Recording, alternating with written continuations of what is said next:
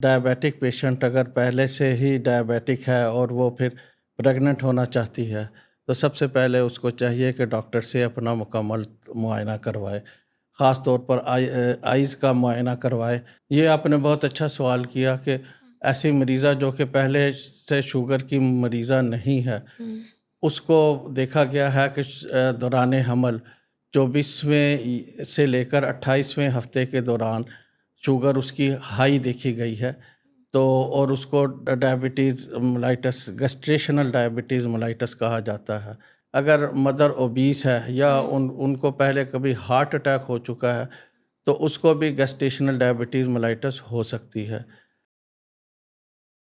अस्सलाम वालेकुम। हमारे शो में आप सबको खुशामदीद।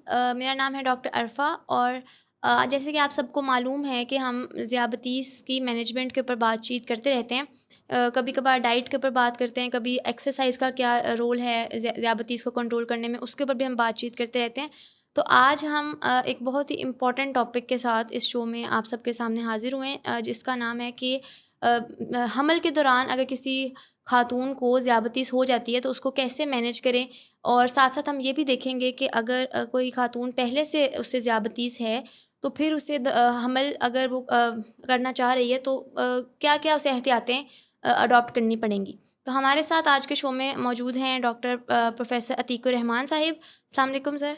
वालेकुम कैसे हैं आप? अस्सलाम, और अल्हम्दुलिल्लाह। सर किसी तारुफ़ के मोहताज नहीं हैं। सर जो हैं उन्होंने एमआरसीपी किया हुआ है आयरलैंड से और एमआरसीपी किया हुआ है इंग्लैंड से, और इसके अलावा उन्होंने एफआरसीपी भी आयरलैंड से किया हुआ है।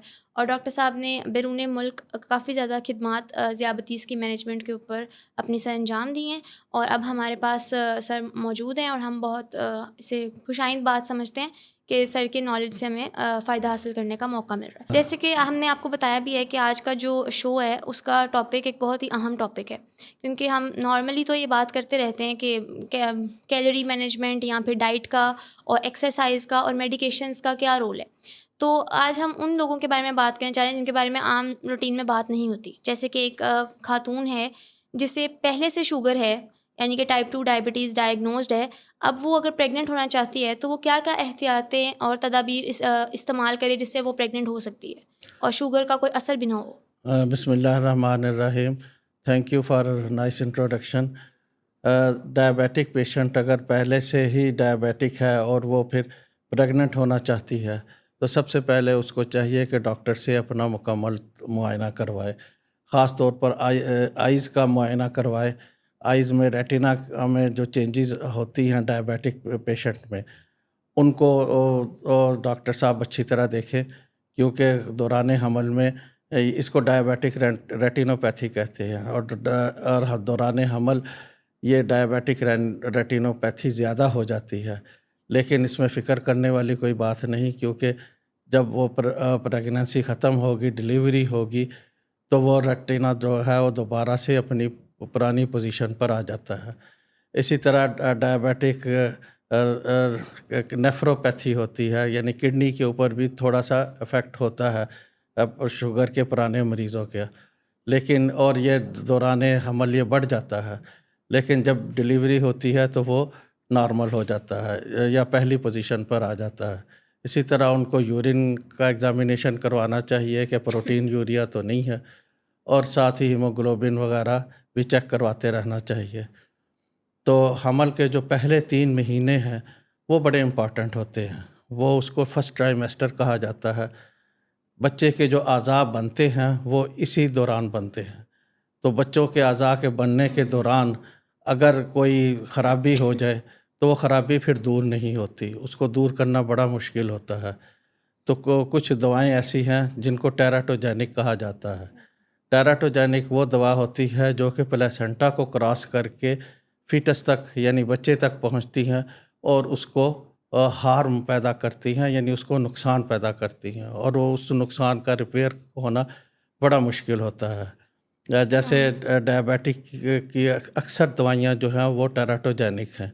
सिर्फ मेटफॉर्मिन और इंसुलिन है जो टेराटोजेनिक नहीं है। ये हम इसको प्लेसेंटा को तो क्रॉस कर लेती हैं, लेकिन बच्चे को हार्म नहीं होने देती, उनको उसको नुकसान नहीं पहुंचाती। इसी तरह ब्लड शुगर अगर ज़्यादा हो जाए, तो ज़्यादा शुगर जो है वो भी टेराटोजेनिक है और वो बच्चे को नुकसान पहुंचाती है। तो इन चीज़ों का ख्याल रखना चाहिए कि मरीज़ा जो है वो इंसुलिन और मेटफॉर्मिन बस ये इस्तेमाल करे। इसकी डोज़ को क्या होगी ये आपको एक तजर्बाकार डॉक्टर ही आपको बता सकता है। तो और जहाँ तक ये है कि ब्लड शुगर कितनी होनी चाहिए, तो सुबह नाश्ते से पहले मरीज़ा नहीं, वो प्रेग्नेंट लेडी की जो शुगर है वो 95 मिलीग्राम परसेंट से कम होनी चाहिए। अब उसने नाश्ता कर लिया तो नाश्ते के 1 घंटे के बाद उसकी शुगर 140 से ज़्यादा नहीं होनी चाहिए और उसके 2 घंटे के बाद उसकी ब्लड शुगर जो है वो 120 मिलीग्राम परसेंट से ज़्यादा नहीं होनी चाहिए। तो ये एहतियातें उनको ज़रूर करनी चाहिए। जैसे कि डॉक्टर साहब आपने बताया कि मतलब एक मरीज़ा है जो कि हामला होना चाह रही है, तो उससे पहले अगर उसको शुगर का मर्ज़ है तो कौन कौन सी वो एहतियातें जो है ना उसको अडॉप्ट करनी चाहिए। अब हम उनके बारे में बात करना चाह रहे हैं कि जिनको ड्यूरिंग प्रेगनेंसी जो है ना वो डायबिटीज़ डायग्नोज होती है, जिसे हम लोग अगर मेडिकल टर्मिनोलॉजी में कहें तो गेस्टेशनल डायबिटीज़ मेलाइटस का नाम देते हैं। तो मैं चाहती हूँ कि आप बता दें कि ये है क्या गेस्टेशनल डायबिटीज़ मेलाइटस, सिम्टम्स कितने दौरानिए पे अपीयर होते हैं और इसकी क्या मैनेजमेंट है, उसके बारे में बता दें। ये आपने बहुत अच्छा सवाल किया कि ऐसी मरीज़ा जो कि पहले से शुगर की मरीज़ा नहीं है, हुँ, उसको देखा गया है कि दौरान हमल 24वें से लेकर 28वें हफ्ते के दौरान शुगर उसकी हाई देखी गई है। तो और उसको diabetes mellitus, gestational diabetes mellitus कहा जाता है, यानी हमल की जो है डायबिटीज़ मेलाइटस। तो ये इसमें भी शुगर की तबाहकारियों से बचने के लिए कि बच्चे को शुगर की वजह से कोई नुकसान ना पहुँचे, तो हमें इंसुलिन और मेटफॉर्मिन देनी पड़ेगी। लेकिन चूँकि वो पहले से शुगर की मरीज़ा नहीं है, तो ये ख़बर कि उसको शुगर का मरज़ है, ये उसके लिए बड़ी परेशान कुन होती है। तो हमें पहले उसको काउंसलिंग करनी पड़ेगी, उसको एहतियातें बतानी होंगी, उसको तसल्ली देनी होगी कि डिलीवरी के बाद ये शुगर का मरज़ आपको नहीं रहेगा और आपको इंसुलिन से निजात मिल जाएगी। फिर उसको बताना होगा कि मिठाई या मीठी चीज़ें नहीं खानी, खुराक कौन-कौन सी खानी है, ये सब उसको डाइट प्लान बताना होगा। उसको बताना होगा कि थोड़ा-थोड़ा खाएँ, दिन में 3 मरतबा खाएँ और 3 मरतबा ही स्नैक्स लें और 3 मरतबा ही उन्होंने वॉक करनी है, वो 10-15 मिनट के लिए। तो जब वो खाना खाएँगी तो उसमें कौन-सी फल या कौन-सी सब्ज़ी शामिल है, ये उसको बताना होगा। तो उसको बताना होगा कि खाने के दौरान सलाद ज़्यादा खाए, स्नैक्स के साथ दूध ज़रूर पिए और वॉक हल्की करे 10-15 मिनट के लिए, तो वो उसके लिए फ़ायदेमंद है और उसकी शुगर जो है वो ज़्यादा नहीं होगी। तो डॉक्टर साहब जो गेस्टेशनल डायबिटीज़ मेलाइटस है, जैसे कि आपने बताया है कि प्रेगनेंसी के दौरान जो अगर किसी को शुगर हो गई है तो हम इसे कहते हैं, और इसमें उसको अपने खुराक का ख्याल रखना चाहिए और वॉक करनी चाहिए। तो क्या डॉक्टर साहब सब औरतों को गेस्टेशनल डायबिटीज़ मेलाइटस हो सकती है, क्या कुछ पर्टिकुलर रिस्क फैक्टर्स हैं जिसमें होंगे तो उनको ही होगी? नहीं, ये हर मरीज़ा को नहीं होती। एक तो प्री डायबिटिक पेशेंट्स को ज़्यादा होती है और फिर वो ख़वातीन जिनको पहली प्रेगनेंसीज़ में गेस्टेशनल डायबिटीज़ मेलाइटस थी, उनको भी होती है। जिनके ख़ानदान में डायबिटीज़ मेलाइटस है, उनको भी हो सकती है। उम्र अगर 35 साल से ज़्यादा है तो उसको गेस्टेशनल डायबिटीज़ मेलाइटस होने के चांसेस ज़्यादा होते हैं। इसी तरह जिनको पॉलीसिस्टिक ओवेरियन सिंड्रोम है, उनको भी diabetes mellitus gestational diabetes mellitus होने के चांसेस ज़्यादा हैं। तो हर एक को नहीं होती, चंद एक हैं जिनको हो सकती है। बिल्कुल। तो जैसे कि डॉक्टर साहब ने बताया कि हर एक को जो है ना वो गेस्टेशनल डायबिटीज़ मेलाइटस नहीं होती, सिर्फ कुछ लोग हैं, कुछ रिस्क फैक्टर्स हैं, अगर आपके अंदर वो हैं जैसे कि उन्होंने बताएं, तो फिर चांसेस हैं कि आपको गेस्टेशनल डायबिटीज़ मेलाइटस हो सकती है, लेकिन ये बिल्कुल एक मैनेजेबल कंडीशन है। लेकिन हम बात कर रहे हैं इसके ऊपर, तो हम ये भी बात करेंगे कि डॉक्टर साहब मदर को क्या क्या कॉम्प्लिकेशंस हो सकती हैं गेस्टेशनल डायबिटीज़ मेलाइटस की वजह से। अच्छा, एक दो चीज़ें मैं जो रह गई हैं वो ये है कि अगर मदर ओबीस है या उनको पहले कभी हार्ट अटैक हो चुका है, तो उसको भी गेस्टेशनल डायबिटीज़ मेलाइटस हो सकती है। اچھا، اب مدر کے لیے کیا کمپلیکیشنز ہیں؟ اگر وہ شوگر لیول کو کنٹرول نہیں کرتی تو پری ایکلیمسیا ہونے کے چانسز زیادہ ہیں۔ پری ایکلیمسیا میں مریض کا بلڈ پریشر ہائی ہو جاتا ہے اور پیشاب میں سے پروٹین نکلنا شروع ہو جاتی ہے۔ اسی طرح اس کو پولی ہائیڈرامنیاز ہو سکتا ہے۔ پولی ہائیڈرامنیاز کیا ہوتا ہے کہ امنیوٹک فلوئڈ زیادہ بنتا ہے، پیٹ زیادہ پھولتا ہے اور بوجھ سا محسوس ہوتا ہے۔ جو بچہ ہے وہ بیفور ٹائم ڈلیوری ہو سکتی ہے، اور اس کے بچے کی ڈلیوری جو ہے وہ مشکل ہوتی ہے، کیونکہ بچے کا والیوم جو ہے وہ زیادہ ہوتا ہے۔ بچے کے خاص طور پر کندھے کے اوپر یا سینے پر چربی جمع ہوئی ہوتی ہے، تو جس سے اس کا سائز زیادہ ہوتا ہے، اس کا وزن بھی زیادہ ہوتا ہے، تو ڈلیوری جو ہے وہ مشکل ہوتی ہے۔ سیزیرین سیکشن زیادہ تر کرنے پڑتے ہیں، لیکن وہ پری میچور ڈلیوریز بھی ہو سکتی ہیں۔ تو یہ چانسز جو ہیں یہ ان لوگوں کے لیے ہیں جو شوگر کو کنٹرول نہیں کرتے۔ بالکل، جیسے کہ ڈاکٹر صاحب نے بتایا کہ کمپلیکیشنز ہوتی ہیں پریگنینسی کے دوران گیسٹیشنل ڈائبٹیز میلائٹس کی وجہ سے، لیکن صرف تب ہوں گی جب آپ اپنی شوگر کو کنٹرول نہیں رکھتے۔ اگر آپ اس کو کنٹرول رکھ رہے ہیں ڈائٹ سے، ایکسرسائز سے اور ٹائملی میڈیسن سے، تو بہت کم چانسز ہیں کہ آپ کی یہ کمپلیکیشنز ڈیولپ ہوں اور وہ کمپلیکیشنز مینیج ہو جائیں گی۔ ڈاکٹر صاحب، ماں کو کیا کمپلیکیشنز آتی ہیں اس کی تو ہم نے بات کر لی، بچہ جو ہے اس کو بھی کوئی کمپلیکیشنز آ سکتی ہیں اس کی وجہ سے؟ ان کے بارے میں بتا دیں۔ جی ہاں، پھر میں بار بار کہوں گا کہ اگر شوگر کو آپ نے ٹھیک سے کنٹرول نہیں کیا تو بچے کا سائز بڑا ہوگا، بچے کا سائز بڑا ہوگا تو ڈلیوری میں پرابلم ہوگی، اور سیزیرین سیکشن یہ میں پہلے بھی بتا چکا ہوں ہوگا۔ اس کے علاوہ اگر فرسٹ ٹرائیمیسٹر میں شوگر لیول بہت زیادہ تھا، یعنی HbA1c 8 یا اس سے زیادہ تھی، تو پھر کمپلیکیشنز کی تعداد بھی زیادہ ہوتی ہے۔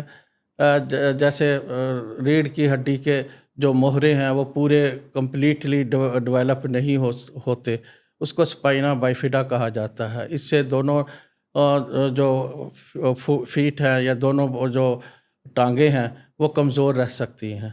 اسی طرح ایک ہوتا ہے کہ برین جو ہے وہ چھوٹا سائز رہ جاتا ہے، جس کو انینسیفیلی کہا جاتا ہے، سر کا سائز چھوٹا ہوتا ہے، تو اس سے سوچنے سمجھنے کی صلاحیت جو ہے وہ بے حد متاثر ہوتی ہے، یادداشت بھی کمزور ہوتی ہے، اور دوسرا اس میں انیشیٹو نہیں ہوتا، حتیٰ کہ اس کو سکنگ کرنے میں بھی دشواری پیش آتی ہے۔ اور یہ تو وہ ہو گئی جو کہ فرسٹ ٹرائیمیسٹر میں اگر آپ نے اس کو کنٹرول نہیں کیا، لیکن اس کے بعد بھی اگر آپ نے کنٹرول نہیں کیا تو خون میں جو سرخ جسیمیں ہیں ان کی تعداد بہت زیادہ ہو جاتی ہے۔ اگر ضرورت سے زیادہ سرخ جسیمیں ہوں گے تو خون گاڑھا ہوگا، اور اسی طرح لیور جو ہے وہ ابھی میچور نہیں ہوتا تو ہیموگلوبن زیادہ ہو جاتی ہے اور جانڈس ہو جاتا ہے۔ اسی طرح لنگز جو ہیں وہ میچور نہیں ہوتے تو سانس لینے میں بڑی پرابلم ہوتی ہے۔ دوسرا دیکھا گیا ہے کہ پیشنٹ میں میگنیشیم اور کیلشیم کی بچے میں کمی ہوتی ہے، اور بچے میں ان چیزوں کی کمی، ماں کا اگر شوگر لیول زیادہ رہا تو اس بچے کا بھی پینکریاس جو ہے وہ بڑا ہو جاتا ہے اور انسولین زیادہ سیکریٹ کرتا ہے۔ اب بچے کا پینکریاس اگر انسولین زیادہ سیکریٹ کرتا ہے تو ڈلیوری کے بعد وہ ہائپوگلائسیمیا اس کی پرابلم اس میں رہتی ہے۔ تو یہ تمام پرابلم جو ہیں ان کا حل تو صرف ایک ہی ہے، وہ یہ ہے کہ ماں اپنے بلڈ شوگر کو کنٹرول رکھے، اور اگر کنٹرول رکھے گی تو اس کا بچہ ایسا ہی نارمل ہوگا جیسا کہ عام دوسری نان ڈائبیٹک مدرس کا ہوتا ہے۔ جیسے کہ ڈاکٹر صاحب نے بتایا کہ ڈیورنگ پریگنینسی اگر آپ اپنے ڈائبٹیز کو کنٹرول نہیں رکھتے تو نہ صرف ماں بلکہ بچہ جو ہے وہ بھی متاثر ہو سکتا ہے۔ تو ڈاکٹر صاحب میرا آپ سے ایک آخری سوال یہ ہے کہ اگر پریگنینسی کے دوران کسی کو ڈائبٹیز ڈیولپ ہو گئی ہے تو وہ آفٹر پریگنینسی کتنا عرصہ تک چلتی ہے یا وہ ریورس ہو جاتی ہے؟ یہ بھی کائنڈلی بتا دیں عوام کو۔ زیادہ تر تو ریورس ہو جاتی ہے، ٹھیک ہے۔ لیکن کئی پریگنینسیز میں دیکھا گیا ہے کہ بہت یعنی کم پریگنینسی میں دیکھا گیا ہے کہ وہ آگے بھی چلتی ہے۔